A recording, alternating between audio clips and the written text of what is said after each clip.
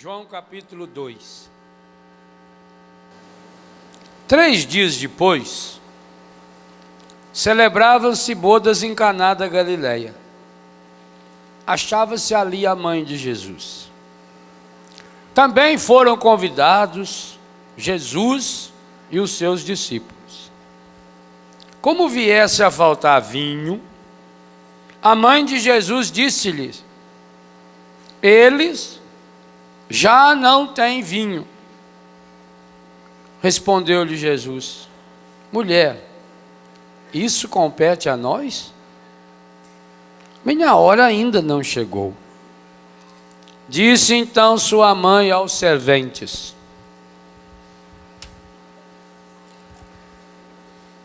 fazei o que ele vos disser. Ora, achavam-se ali 6 talhas de pedra para as purificações dos judeus, que continham cada qual 2 ou 3 medidas. Jesus ordena-lhes: enchei as talhas de água. Eles encheram-nas até em cima. Tirai agora, disse-lhes Jesus, e levai ao chefe dos serventes. E levaram. Logo que o chefe dos serventes provou da água tornada vinho, não sabendo de onde era, se bem que o soubessem os serventes, pois tinham tirado a água, chamou o noivo e disse-lhes: é costume servir primeiro o vinho bom, e depois, quando os convidados já estão embriagados, servir o menos bom. Mas tu guardaste o vinho melhor até agora. Este foi o primeiro milagre de Jesus. Realizou em Caná da Galileia. Manifestou a sua glória e os seus discípulos creram nele. Palavra da salvação.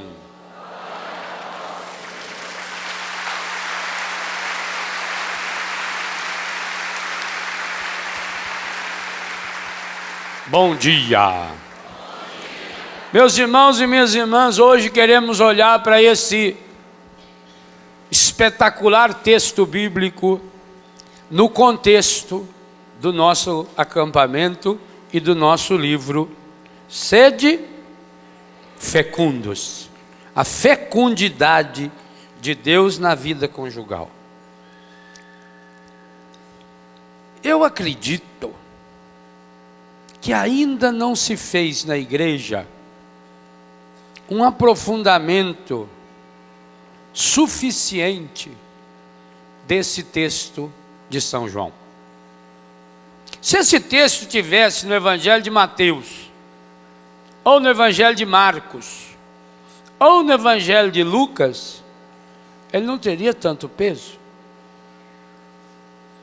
Marcos, Mateus e Lucas procuraram narrar fatos, acontecimentos, até situações corriqueiras, coisas simples, como o semeador que saiu a semear, como a mulher que punha um pouco de fermento na massa, ou que procurava a moeda perdida, coisas do dia a dia. Mas São João é o discípulo do amor de Deus. São João é o discípulo amado que levou Nossa Senhora para casa e que, portanto, teve uma intimidade profunda com Maria. São João levou 60 anos para escrever o seu Evangelho. Quando ele escreveu o Evangelho, já fazia pelo menos 30 anos que o Evangelho de São Marcos era conhecido.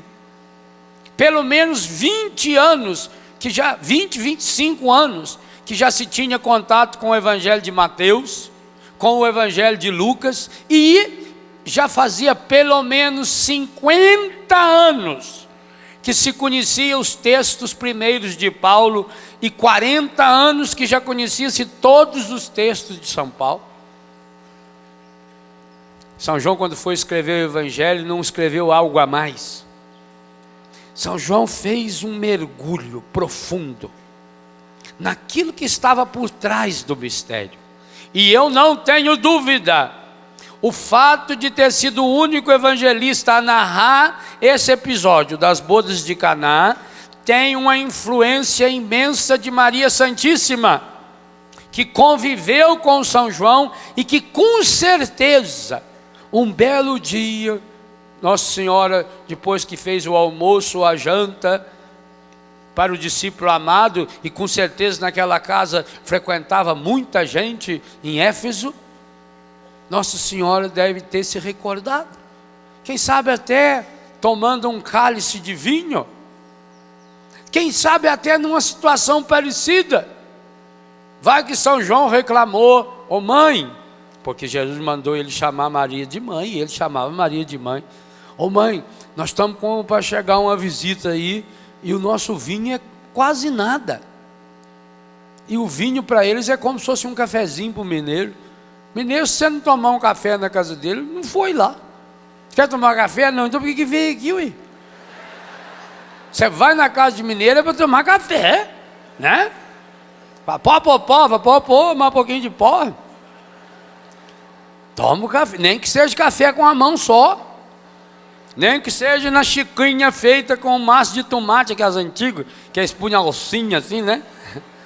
Que era, saiu o homem andando lá no Biguá, com aquele espino dele, pondo alça, e bonita a gente cantar. Aquilo depois que ferrujava, aquilo dava um cheiro que, Nossa Senhora, era melhor do que aqueles de plástico que comprava na Aparecida, né? Que você punha na beira do fogão de lenha assim, para esquentar, derretia tudo, com as canecas tudo desbeiçadas, né? O vinho era fundamental para isso. Maria então deve ter se recordado. E quando Maria recordou isso, João deve ter ficado encafifado. Porque para aí,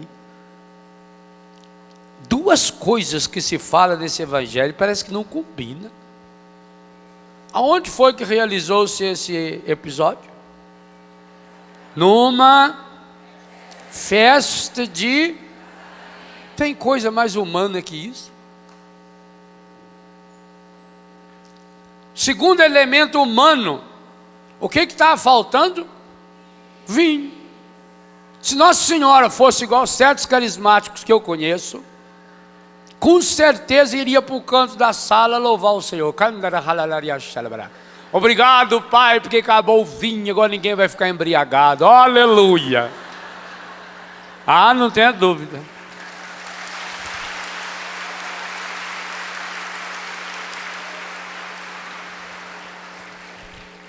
Vinho. Aí pior ainda, como é que conclui o Evangelho? O Evangelho conclui com duas palavras que me arrepiam profundamente. Primeiro diz: esse foi o primeiro milagre. Sabe que Jesus não tinha coisa mais interessante para transformar em milagre? Primeiro milagre de Jesus, transformar a água em vinho. Até é bonitinho nas encenações de Semana Santa, né? Eles fazem o milagre. Eles põem aqui suco seco aqui embaixo de uva. E aí a hora que vai despejando a água, vai brotando. Ah, criançada. Mas não foi com o suco de uvas que Jesus fez esse milagre. Parece uma coisa tão boba. Transformar a água em vinho. Tanta gente para ser curada. Tanto cego para enxergar. Vou falar sobre o cego na segunda pregação. Tanto paralítico para andar. E Jesus gastar o primeiro milagre dele numa bodega lá de 720 litros de vinho. Ou a gente descobre o sentido espiritual profundo desse vinho, ou nunca nós vamos entender. Pior, ou como diz a minha filha Camila, mas pior, que está acima ainda, mas pior é que São João, o homem que levou 60 anos para escrever o Evangelho, diz assim: manifestou-se, está escrito aí, manifestou-se a sua glória, e os seus discípulos creram nele. Misericórdia. Se fosse eu que tivesse escrito isso, eu já teria sido caçado como blasfemo. O tema mais importante do Antigo Testamento é a manifestação da glória de Deus. É a teofania, as teofanias. Observe no Antigo Testamento aquelas situações em que houve manifestação da glória de Deus. O lugar se torna sagrado. Podia ser um monte de pedra, a partir dali aquele monte de pedra virava um lugar sagrado. Moisés que experimentou a manifestação da glória de Deus na nuvem que encobriu o monte, foi da onde veio os 10 mandamentos. A glória de Deus é o grande tema do Antigo Testamento e do futuro no Novo Testamento. A glória de Deus é aquilo que reveste a eternidade, é aquilo que reveste Deus. A glória de Deus é o próprio Deus que se manifesta, é o próprio Deus que se mostra. A glória de Deus é o grande tema da grandeza, é aquilo que os anjos cantam dia e noite no céu. E no entanto, São João diz aí que num pouco de vinho, que foi transformada a água em vinho, numa festa de casamento, manifestou-se a glória de Deus. Em São João vai aparecer a manifestação da glória de Deus, na encarnação do Verbo, João 1,14, o Verbo de Deus se fez carne e habitou entre nós, e nós vimos a sua glória. E vai aparecer na ressurreição de Lázaro, 11,40, não te disse, se creres, verás a glória de Deus? Então vocês vejam, o primeiro caso que aparece a glória de Deus em São João, na encarnação do Verbo, o milagre mais revolucionário do planeta. Jesus, o Verbo de Deus se faz gente, se faz carne. E depois na ressurreição de Lázaro, o mais espetacular milagre do Novo Testamento. E aparece aqui numa festa de casamento. Mas pior é que, e eu escrevi um capítulo especial sobre isso no Sede Fecundos, São Paulo, logo ele, no capítulo 6 da primeira carta aos Coríntios, a partir de um contexto de sexualidade completamente estragada, capítulo 5 de Coríntios, ele diz o que motivou ele a escrever aquela carta: as aberrações sexuais que existiam no meio da comunidade de Corinto. Corinto, se você pegar na sua Bíblia, a parte de trás da Bíblia onde tem o mapa, você vai perceber que Corinto está no centro do mundo. Corinto é o porto mais importante do mundo bíblico. Corinto é o elo de ligação entre a Europa, o Oriente Médio e a África, o Mar Mediterrâneo. Se você olhar no mapa do Mar Mediterrâneo, você vai perceber que Corinto está ali no centro. Por isso Corinto é o lugar onde a convivência é muito ampla, é o lugar da pornografia, é o lugar da prostituição. Como cidade portuária, vocês imaginam hoje no Brasil, as cidades campeãs de pessoas contaminadas com HIV são cidades à beira-mar ou cidades portuárias. Imagine então há 2000 anos atrás, 2000 e tantos anos atrás, aonde o meio de transporte único coletivo que existia era o barco, era o navio. Então Corinto tinha uma importância fundamental. E a depravação de Corinto era uma coisa que Paulo diz no capítulo 5, que não se ouviu falar nem entre os pagãos. Eles eram capazes de fazer coisas absurdas, relacionar homem com homem, mulher com mulher, filho relacionando-se com sua mãe, e coisas disparadas, coisas absurdas. E Paulo então escreve para eles. A impressão que dá é que quando Paulo começa a escrever o capítulo 6, a partir do versículo 12, quando ele cita aquele refrão: tudo me é permitido, nem tudo me convém. tudo me é permitido, mas não vou deixar dominar por coisa alguma. Ele começa a chegar na sexualidade a partir da sua imagem de funcionalidade, assim como alimento é para o estômago é para o corpo. Ele vai fazendo analogia para chegar no final. E também usando o imperativo ali categórico, feito sede fecundos, o versículo 20 do primeiro capítulo, da primeira carta aos Coríntios, capítulo 6, está na linha do que fala a conclusão desse milagre. Ali Paulo se supera quando diz assim: glorificai, vírgula, pois, vírgula, a Deus. Alguém se lembra do resto da passagem? Glorificai, pois, a Deus no vosso corpo. Não é com o corpo. Eu posso glorificar a Deus com o meu corpo, fazendo caridade, gastando-me para os outros, esquecendo de mim mesmo. Madre Teresa de Calcutá, Padre Roberto da Toca, gente que se gasta, gente que aniquila, gente que glorifica a Deus com o corpo. Não está falando que é com o corpo. Não está escrito assim: glorificai a Deus através do corpo, dos dons que eu tenho, da minha saúde. Está dizendo glorificai. Por isso que tem essa vírgula e esse pois. Porque se não tivesse, com certeza ia ter tradutor dizendo que aí foi uma falha de tradução. Porque como é que pode uma aberração dessa? Glorificai, glorificai, é um imperativo categórico.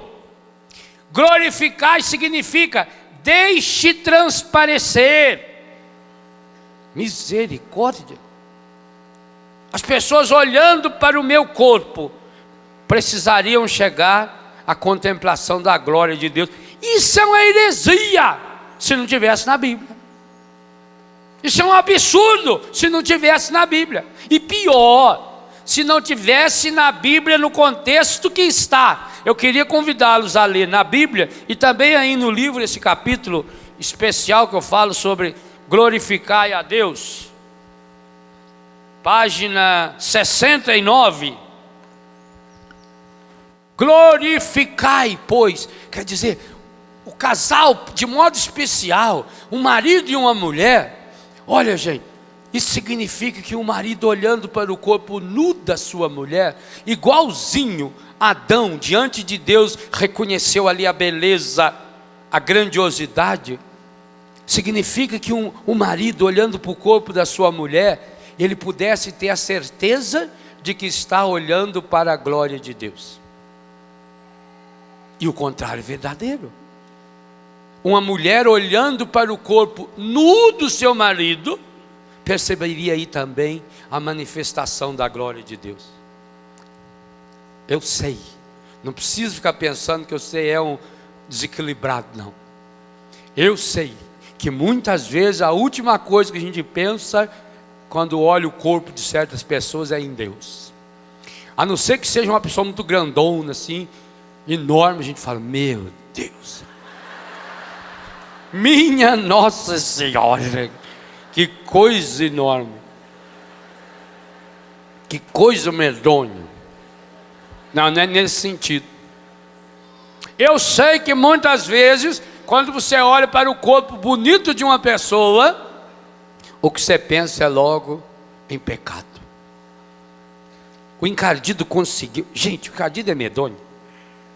Se até o Padre Jones falou nele umas 5 vezes ontem na missa, vocês veem que ele está alastrando mesmo. O encardido é medonho.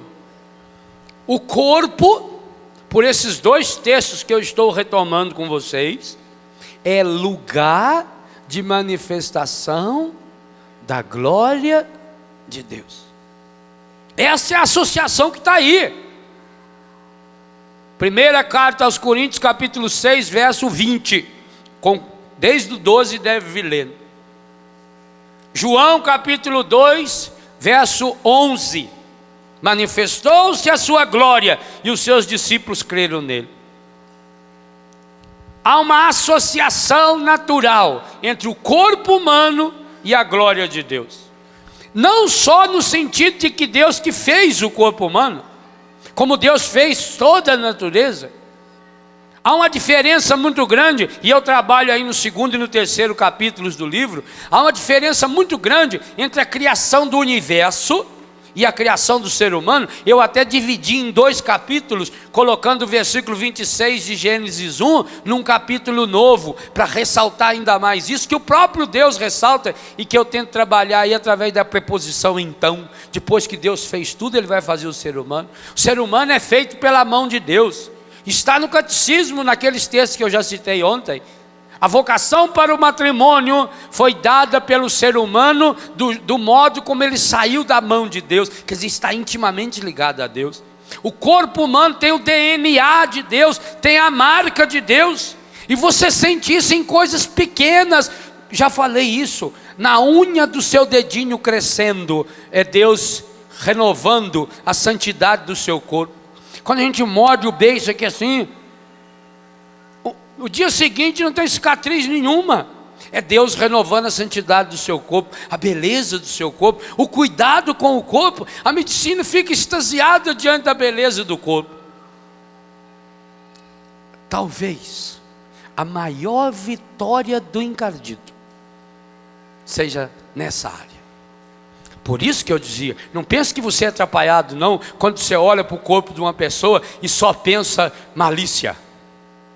Claro, vai ter que ser trabalhado, e Jesus já dizia isso. O grande problema do pecado começa nos olhos e depois no coração. São as 2 instâncias de pecado. Vou falar sobre os olhos na 2ª pregação dessa manhã. Precisa combater essa visão errônea e estragada. Mas gente, não podemos nos esquecer, essa associação de corpo com pecado, que é hoje, se não a maior, ao lado da droga e do tráfico de armas, a maior fonte de renda do mundo. O Brasil é muito conhecido lá fora. Quando a gente vai pregar retiro em determinados países, quando eles estão levando a gente para o hotel, por exemplo, de vez em quando você passa em alguma rua que está cheia de moços trabalhando não lá, né? Dispostos a fazer o serviço lá na beira da estrada. E é muito comum quem está nos conduzindo, que normalmente é um brasileiro, porque quem leva a gente para pegar esses retiros normalmente é gente que nasceu aqui, que nos acompanha. E eles falam: padre, a maior parte é brasileiro. Pode parar aqui e conversar em português com qualquer um. Há a Associação de Prostitutas Brasileiras. Eu li numa revista ou num jornal aí, que só para a Copa do Mundo do ano que vem, a Alemanha está convocando 7.000 prostitutas brasileiras. 7.000. A Alemanha está achando que precisa de 90.000 prostitutas para servir os maridos das senhoras que estarão lá assistindo o jogo. Governo alemão. E como o governo alemão é muito sério, está exigindo que as prostitutas se cadastrem antes, para ter cursos antes, ter treinamento de colocar e tirar o preservativo, inclusive aquelas que estão acostumadas a usar preservativo feminino. O governo alemão está empenhado nisso, para atender as necessidades da Copa do Mundo. 90.000, 7.000 só do Brasil. Quer dizer, vocês estão pensando em 7.000 do Brasil, eles sabem que vai muito brasileiro e que precisa fazer a língua. Até para pecar precisa saber a língua. Isso é um disparate. Então essa associação, gente, é uma, se não a maior vitória do demônio. Todo o problema da pedofilia que eu cito aqui nesse livro. De vez em quando você vê aparecer na mídia um artista, né? Michael Jackson, tanto que sofreu lá, graças a Deus provaram que era mentira, porque o mundo inteiro estava contra ele, 600 jornalistas cadastrados para fotografar ele na hora que ele fosse condenado. Então você vê falar de um artista ou de um padre. Nós tivemos, infelizmente, casos nos Estados Unidos, situações terríveis de pedofilia. Mas o triste é saber que 90% dos casos de pedofilia acontece dentro de casa. Pai, irmão, padrasto, avô. É 99% dos casos. Isso é um disparate, gente. O corpo de uma criança, mas também tem mãe que veste a criança como prostituta já. Você quando olha para o corpo de uma criança peladinha, uma menina ou um menino de 7, 8 anos de idade, pelado, você, a não ser que a pessoa seja completamente estrambelhada, você olha peladinho. Há lugares no interior, inclusive, que eles andam peladinho. E nesses lugares você nunca vai ouvir falar em bobagem disso aí, não. Nunca vai ouvir falar. No interior, Deus do livre guarde. Se lá no interior do Brasil, no Nordeste brasileiro, nas regiões pobres do nosso país, se vê falar numa bobagem dessa. Nunca! Agora, quando uma mãe veste ou deixa que vistam a sua filha de 3 ou 4 anos, com aquela roupinha da novela, associa imediatamente a imagem de prostituta criança.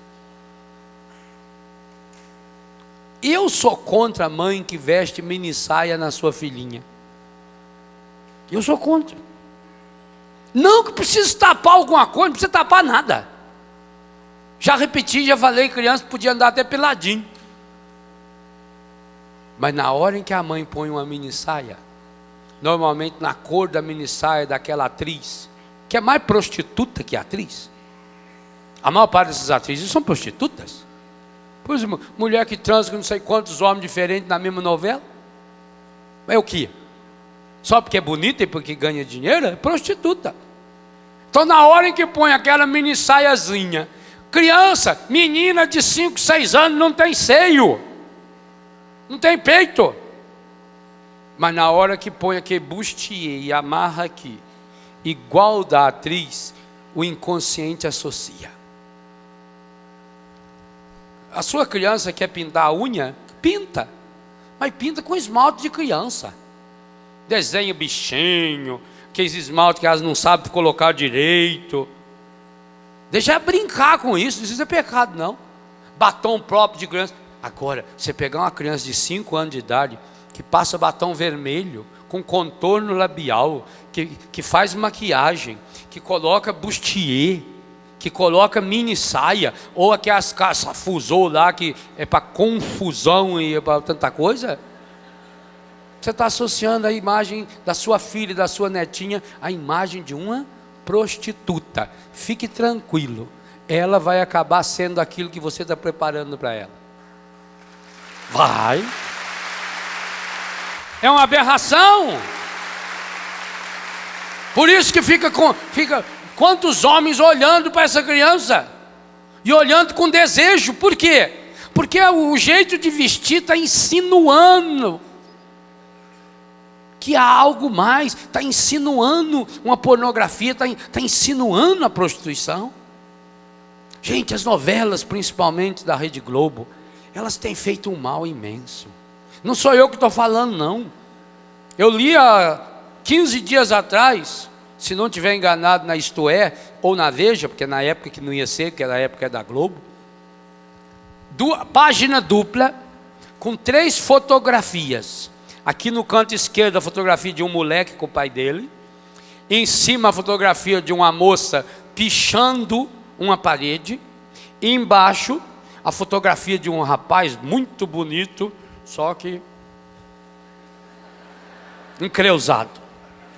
Então, a matéria dizia: modelo de família da novela, não sei o nome da novela lá qual, da Rede Globo de televisão. Esse menino lá, o pequenininho do lado esquerdo, é um menino que faz o que bem quer, o que bem entende, que não tem limite nenhum, que dobra os pais.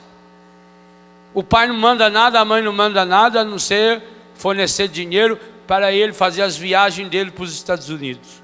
Criança, deve ter uns 8 anos de idade. Aí mostra a foto da moça em cima que está pichando na casa.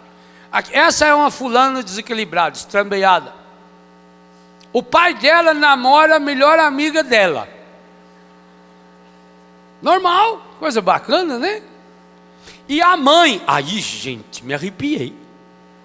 A mãe, o amante da mãe é o namorado da filha.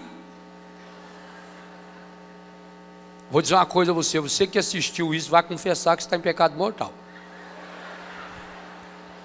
Isso é pior do que pornografia.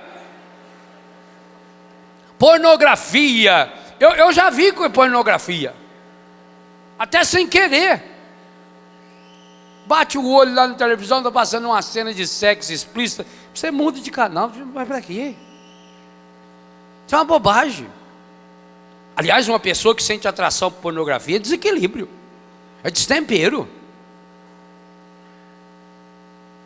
Isso é pior do que pornografia, porque isso a pessoa assiste dentro da casa dela, sentada no sofá, a criança assiste, é tudo feito de, é só uma história.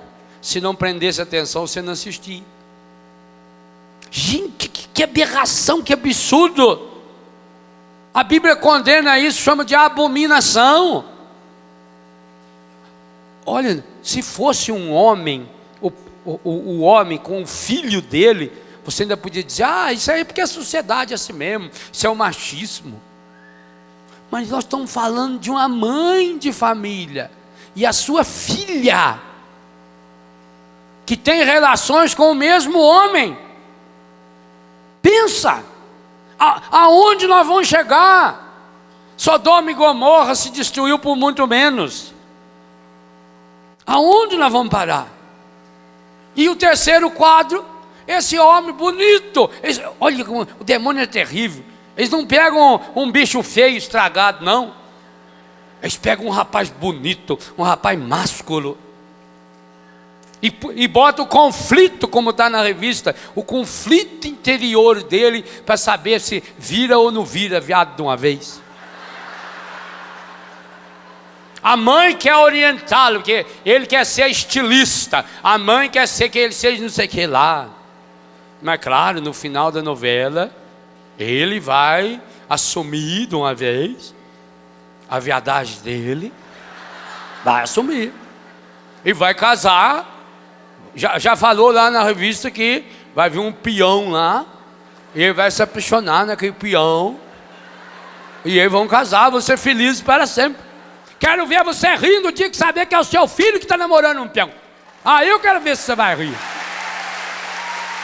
Que carrega essa cruz terrível nas costas. Eu tenho filho, gente. Betânia tem consagrado com o problema do homossexualismo. E se vocês soubessem o que eles lutam.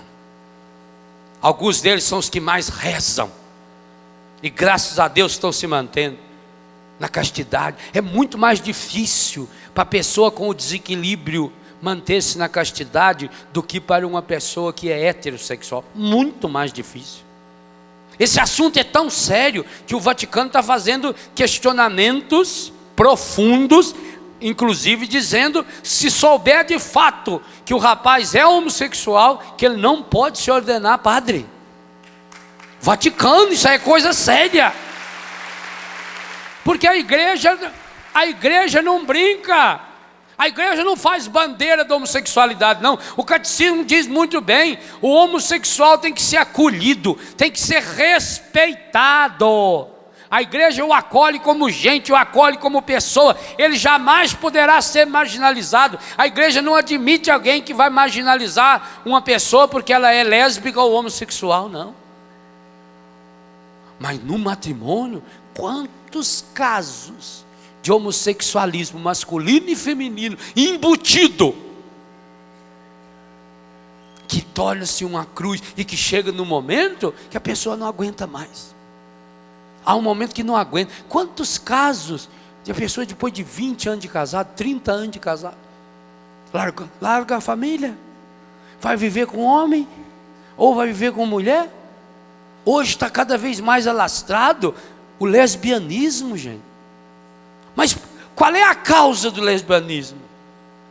A causa maior do lesbianismo é a falta de uma vivência sexual correta. Olha como o demônio conseguiu uma vitória grande quando ele associou o papel dele ao corpo, que eu falava exatamente há poucos minutos. O corpo é para ser lugar da manifestação da glória de Deus. O corpo é para ser lugar de manifestação do melhor que Deus. Glorificai, pois, a Deus no vosso corpo, significa que pelo seu corpo você pode mostrar e demonstrar o melhor de Deus para o mundo. Mas ao associar ao demônio essa visão errônea, essa visão pejorativa, essa visão encardida, essa visão pornográfica do corpo, colocou o corpo como instrumento do pecado. Uma das grandes causas do lesbianismo, que hoje está lastrando de uma forma assustadora, é a falta do carinho, é a falta da ternura, ou como lembra Cântico dos Cânticos, é a falta dos vinhos, dos beijos, dos abraços na intimidade conjugal. Muitas e muitas mulheres descobriram a sexualidade como a cruz da sua vida. Até usava isso no vocabulário. Eu servi o meu marido. Meu marido procurou eu. A senhora estava escondida aonde? Uma vez uma senhora veio se confessar. Padre, eu estou muito arrasado. Que o meu marido procurou eu. Eu fui obrigado a servir ele. E era domingo. Domingo. O que tem que ser domingo? Não é pecado. É porque depois nós vamos à missa. Ótimo! Quem comungou o corpo um do outro, agora pode comungar o corpo de Cristo tranquilo e serenamente. Mas padre, no dia que a gente comunga, a gente pode fazer o negócio? Olha, minha filha, não deve ser na fila da comunhão, que criaria um clima ruim para o sacerdote, não é? Claro que dependendo da mulher, o padre não ia conseguir mais falar corpo de Cristo. Ia falar Cristo, que corpo, não? Que corpo. Não sendo ali, pode se relacionar íntima. Aliás, hoje eu tenho certeza, e escrevi isso aí no Sede Fecundos, um casal que viva a harmonia espiritual, um casal que se alimenta de Jesus, não tenha dúvida, a qualidade e a beleza da vida íntima dele vai ser de 10-0 em qualquer lugar do mundo. Não existe técnica, não existe nada nesse mundo que possa preencher. Você já pensou? Eu fico imaginando um casal, depois da comunhão, depois da missa, chega em casa, vão para o quarto, domingo de tarde, chovendo, não tem nada para fazer. Ao invés de ficar lá vendo o Faustão, que só tem o que não presta, o Gugu, que é creusa completa também. Lá o casal deita na cama, vai alisando a mão do outro. Essa é a cena que eu mais vi meus avós. Eles já não dormiam direito. A gente acordava de noite para fazer escardado de ovo para eles. Aquelas comidinhas suaves que os antigos, com torremo, com ovo, fubá, coisa leve, copo de café, e já levava 2 cigarros de pai desse tamanho.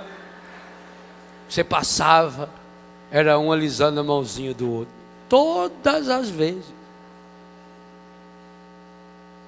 O casal que não descobriu o prazer de tocar na mão um do outro, nunca saberá o que é o verdadeiro prazer sexual. Nunca. Casal que pensa que relação sexual é a introdução do membro masculino no corpo feminino, e como se fosse lá um pilão onde vai se masturbando no corpo um do outro, que é isso? Isso aí os animais sabem fazer e faz com qualquer bicho. Não, isso aí não é sexualidade, não. Isso é genitalismo puro. Isso é ofender o outro, é ofender a dignidade do outro. E é por isso que muita mulher depois fica sonhando com e aceita outra mulher alisando o seu corpo, porque como a mulher conhece bem o próprio corpo, ela então faz isso no corpo da outra, e aí o demônio entra em... Muita mulher caiu no lesbianismo por culpa do homem. O homem que não tem capacidade, eu vou falar sobre isso na outra pregação, que não tem capacidade de saborear a presença do outro. Então comece com um toque na mão, beija aquela mão. Quando você beijar a mão de sua mulher, você está beijando o corpo de Cristo. Já não comungou? Não tem sangue ali, você aperta o dedão dela assim, ó, aperta e solta. Quando você aperta fica branco, solta, está vermelho? Tem sangue. Ela comungou, então tem sangue de Cristo aí. Depois começar a beijar, já vai começar a chupar o dedo da pessoa, com a unha bem cortada, né? Sem aquela turminha lá das barracas, né? Na unha. Aí o resto eu não vou ficar ensinando vocês também. Eu sei um pouco da teoria. Mas o carinho, a carícia, pensa, eu fico imaginando, deve ser uma coisa espetacular. Devia ser. E outra coisa, quanto mais tempo o casal tivesse de vida a dois, tinha que ir melhorando. Imagine um homem de 75 anos de idade, deitado respeitosamente ao lado da sua esposa de 70 anos, completamente nua. Se teria coisa mais bonita? Pensa na beleza daquele seio, que ele sabe que nunca ninguém nesse planeta viu. Porque as mulheres antigas, elas não mostravam os peitos dela para ninguém, a não ser para dar mamar para uma criança. Pensa que nunca ninguém tocou ali, que ela é completamente minha. Teria coisa mais bonita? Um marido beijar o seio da sua esposa? Ordem bíblica, está no capítulo aí do Cântico dos Cânticos. Ordem bíblica. Beija-me com os beijos da tua boca, plural aí, né? Beija-me com os beijos, não é um beijinho não, aqueles beijinhos que parece que está passando a mão na barriga do sapo. Eu tenho uma raiva quando fala assim, pode beijar isso assim, tchac, isso aí é selinho, isso aí a Hebe Camargo dá na Dercy Gonçalves, isso aí não é beijo não, hein? Quando falar beijo é beijo. Eu já ensinei isso em vários retiros. A oração dos 15 graus. Marido inclina a cabeça 15 graus para a direita. A mulher inclina a cabeça 15 graus para a esquerda. Vão aproximando devagarinho. Encosta a boca na boca. Mulher abre a boca. Homem põe a língua lá dentro da boca dela. Agora ele recolhe a língua e ela vem empurrando com a língua dela. Depois volta e vai, volta e vira lá.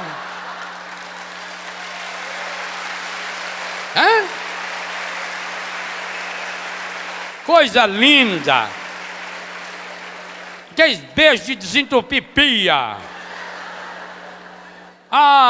Quando a gente namorava, meu Deus. Como a gente torcia para a mãe sair da sala para a gente dar aquele beijo. Lambeia os beijos. A língua fazia toda a inspeção, tratamento de canal, garganta, a amiga dela, tudo completo. Era bom. Agora, marido e mulher não beija mais. A cena que a gente menos vê é gente casada se beijando. E pior, ou como diz a Camila, mas pior, é que principalmente as mulheres reclamam pra gente. Eu estou falando que dessa vez eu ia ser parceiro suas, que eu ia falar tudo que vocês reclamam pra mim. As mulheres reclamam pra gente. O marido não beija ela em casa. Nem na hora do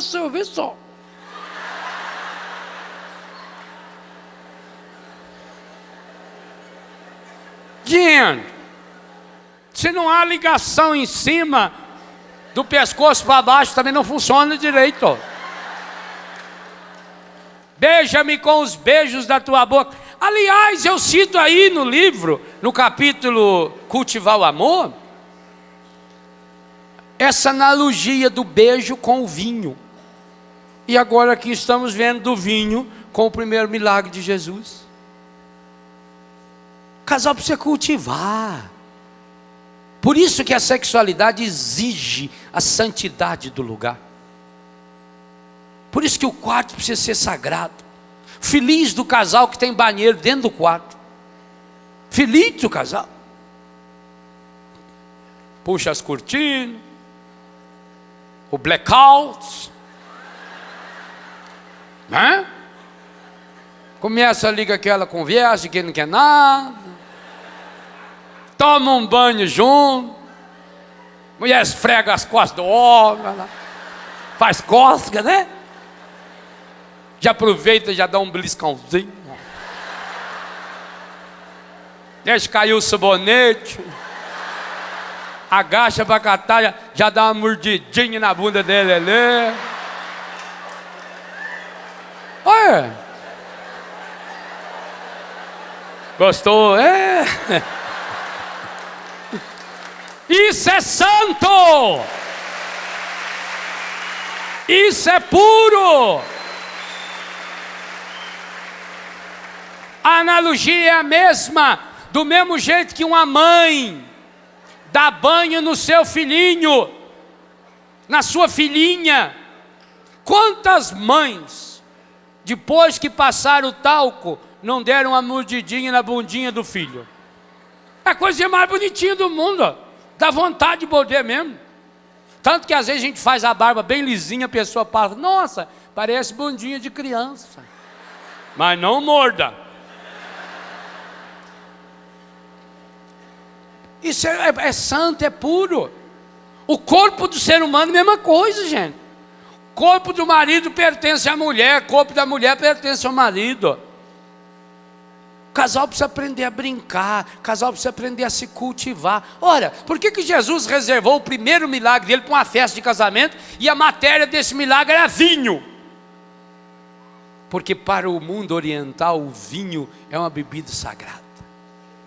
Assim como, se não tiver o marido e a mulher, não tem como fazer sacramento do matrimônio, porque a matéria são os noivos, os ministros do sacramento são os noivos, e a matéria é o corpo deles. Se eles depois não consumar essa relação em casa, na cama, o casamento é nulo. Olha a seriedade com que a Igreja Católica Apostólica ensina a comunhão íntima, a comunhão sexual, de modo humano. Aliás, o catecismo é de uma beleza. Vocês vão ver aí que eu cito várias vezes o catecismo, algumas passagens do catecismo aparecerão 3, 4 vezes no livro, citada 3, 4 linhas cada uma. O catecismo fala, os atos próprios, plural, com os quais o casal se une, são honestos e dignos. E vai concluir, a sexualidade não é pode ser não, é um imperativo, é fonte de alegria, de prazer e de alegria, é fonte. Os atos próprios. O catecismo não entende a sexualidade como um ato, aonde, repito, um homem penetra o corpo de uma mulher. Isso é o de menos. Há situações em que o casal não pode realizar esse momento, essa modalidade de intimidade. Ou por uma doença, ou por uma dor, ou por um problema físico qualquer, ou até por um cansaço, ou até porque o corpo não corresponde.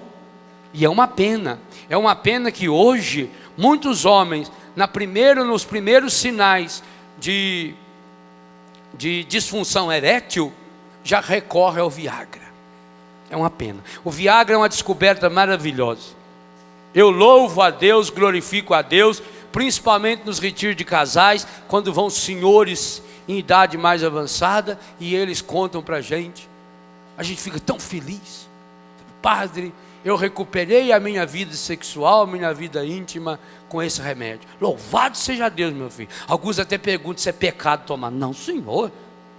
Se você tem o problema da disfunção erétil, você tem obrigação de exercer o melhor do seu corpo, de dar-se em plenitude. Não é pecado nenhum, não. Desde que acompanhado de médico, desde que feito do jeito certo. Mas é uma pena quando vê homens aí novos, 30, 40, 50 anos, que está vivendo uma disfunção erétil momentânea, baseada em outros problemas, porque está agitado, porque está preocupado, e já recorre ao remédio. O remédio até resolve. Ele ajuda a jogar fluxo de sangue para a cavidade peniana e segurar isso lá dentro. Resolve, mas não foi na causa do problema. Não há Viagra que resolva a falta de diálogo. Gente, enquanto o homem, a excitação masculina, ela é 90% visual, o homem olha para uma mulher e os olhos puxam, né? Na rua a gente vê isso com muita frequência. Basta uma mulher indo na frente da gente, uma mulher mais ou menos ajeitada, 90% do homem que vier de lá para cá, ele vai virar e olhar. Às vezes eles disfarçam até, mas...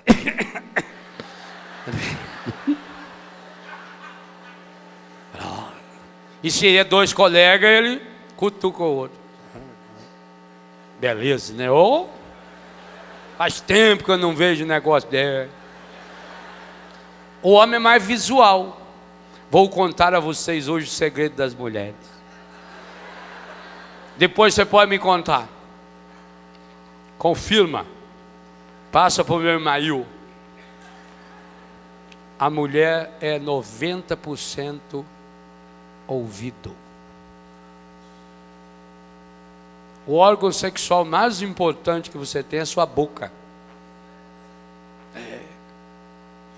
A mulher se excita, a mulher se prende pela palavra, pelo jeito que o homem fala ao seu ouvido, mas também é pelo ouvido que entra a repulsa.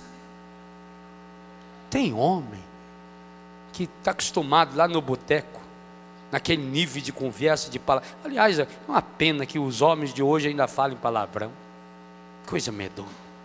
Leva para casa e fala a mesma coisa. Ofende a mulher, grita com a mulher, não tem palavra bonita para a mulher, não diz eu amo você, não diz muito obrigado, não elogia. Como você está bonita. Oh, mas cada dia eu sei melhor, hein? Cada dia eu fico mais doido, não sei. Coisa fofa. Ah, a mulher adora. Ela fica apenas bom. É um mecanismo. Isso é científico. A mulher se excita.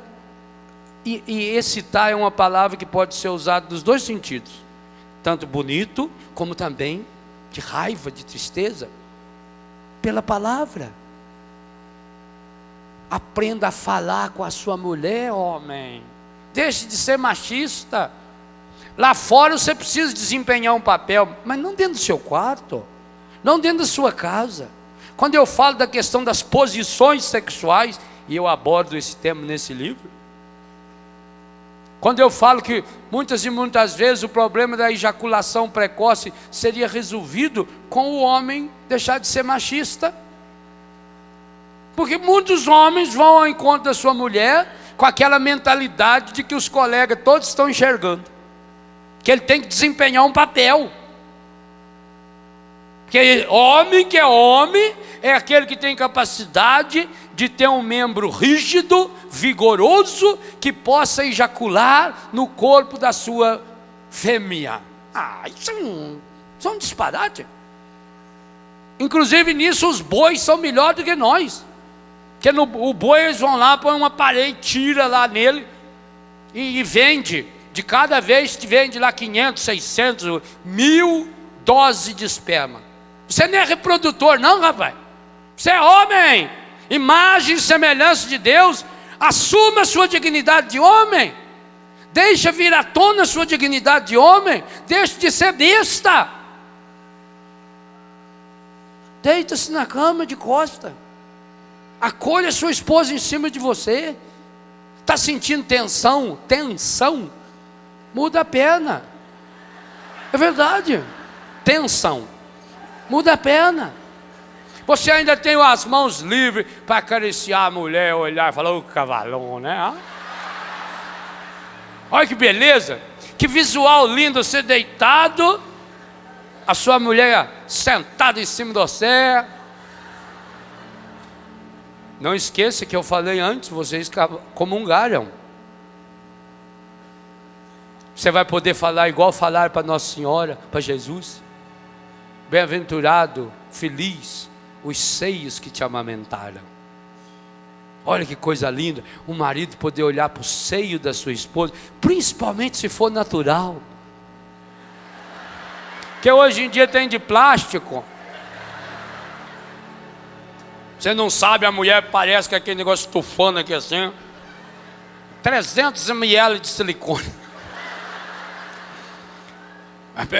Se for natural, você poder alisar, beijar, falar a palavra bonita.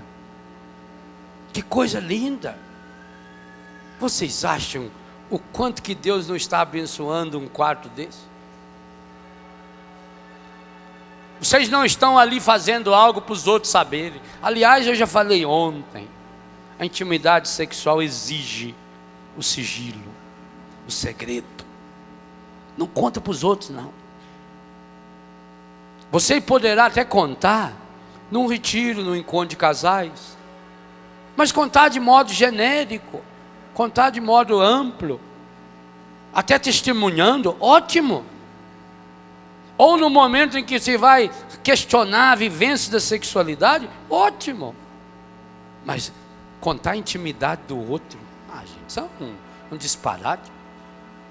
Marido que conta para os outros o que a mulher gosta de fazer na cama. Mulher que conta, o que é isso? Isso é aberração, isso é pornografia. Porque pornografia é você fazer em público aquilo que é para ser feito de modo privado, íntimo. Esse foi o primeiro milagre de Jesus. E eu tenho certeza que se diz que foi o primeiro, é porque Ele quer fazer o segundo, o terceiro, o quarto, o quinto. Sabe aonde? Na sua casa, no seu matrimônio. Você guardou o vinho melhor até agora. Isso significa que na vida íntima não tem idade. Não pensem vocês que a vida íntima sexual de um casal de 25 anos de idade, onde o homem está no auge da sua masculinidade física, a mulher está no auge, o seu corpo absolutamente perfeito e maravilhoso. Não pensem vocês que a vida íntima de um casal, já dizia o padre João Moana, na vida sexual dos casados e solteiros, Céu e Carne no Casamento, 2 livros fundamentais que ele como padre e como médico escreveu. Não pensem vocês que a vida íntima de um casal com 25 anos de idade é melhor do que a vida íntima de um casal de 75 anos de idade. Com certeza de 75, se tiver Deus na história, vai ser melhor. Porque aí já não tem mais a pressa, já não tem a competição, já não tem mais a necessidade de provar nada para ninguém. Aí é saborear o outro, saborear a presença do outro, saborear o Deus que está no outro.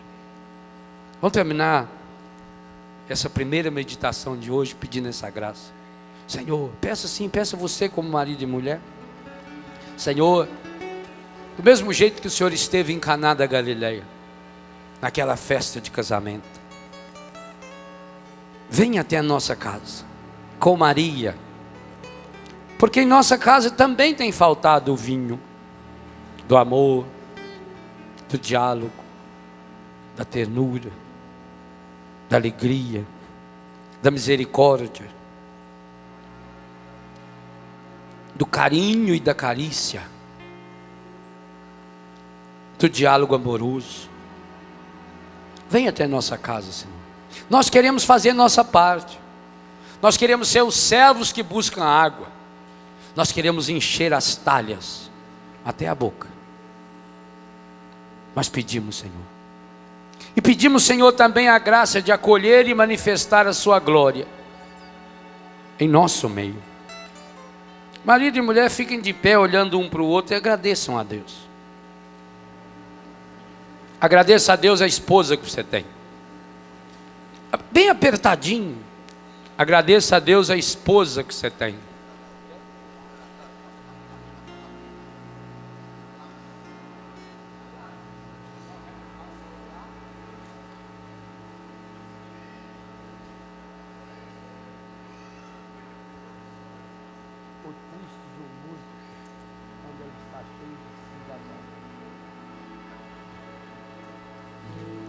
Eu te agradeço tanto por esse amor bonito que entrou em minha vida, entrou e foi ficando e me envolveu.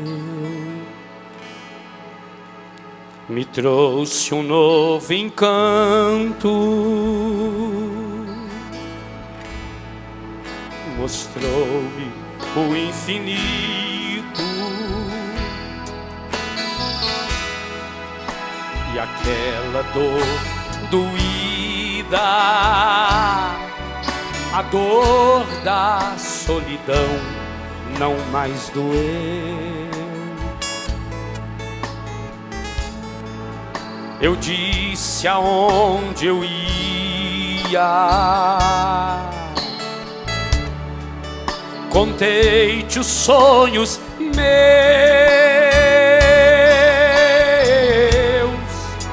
disseste que era teu o meu caminho, encheste a minha vida de carinho,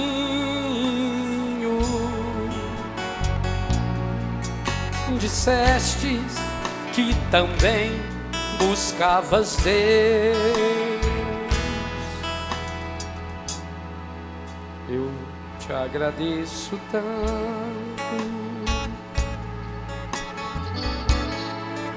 por esse matrimônio que hoje é mais que um sonho, é muito mais bonito que eu pensei. É grande, é puro, é santo, é cheio de lembranças, feito de esperança. Te amo e para sempre te amarei. Com Deus por testemunha,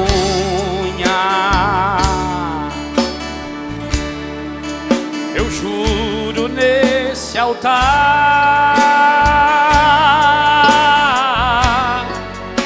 venha o que vier em nossos dias, por entre mil tristezas e alegrias. Diz para sua mulher e para o seu marido: para sempre, sempre, sempre vou te amar.